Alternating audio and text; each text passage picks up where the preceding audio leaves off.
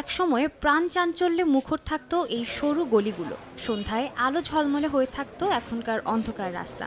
বিদেশি পর্যটকের উৎসুক চোখ ঘুরে দেখতো চারদিক। তবে এবছর লেবাননের পর্যটন শহর সাইদার রাস্তাগুলো খা খা করছে, নেই কোনো পর্যটকের দেখা। গত বছরের অক্টোবরে হামাসের সঙ্গে সংহতি প্রকাশ করে ইসরায়েলে ক্ষেপণাস্ত্র হামলা চালায় লেবাননের সশস্ত্র গোষ্ঠী হিজবুল্লাহ। ইসরায়েলও চালায় পাল্টা হামলা। এরপর থেকে দেশ দুটির পরিস্থিতি ক্রমেই অবনতির দিকে গড়িয়েছে। যুদ্ধবিধ্বস্ত লেবাননে তাই কমে এসেছে পর্যটকের সংখ্যা।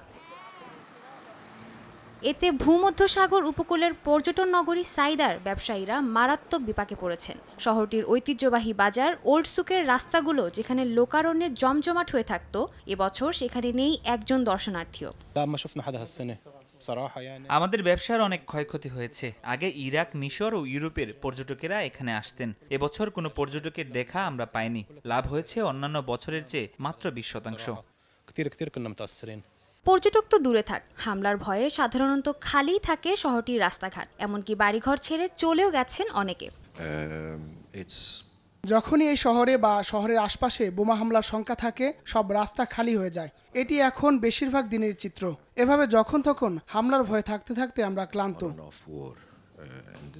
2019 সাল থেকে লেবাননে অর্থনৈতিক সংকট চলছে, এমনকি সরকারি তহবিলও কমে এসেছে। এ অবস্থায় যুদ্ধ শেষ হওয়ার প্রহর গুনছেন শহরবাসী। আবারও হাজার হাজার পর্যটকের ভিড়ে ব্যবসা বাণিজ্য প্রাণ ফিরে পাবে এমন অপেক্ষায় তারা। সাদিয়া তাসনিম, সময় সংবাদ।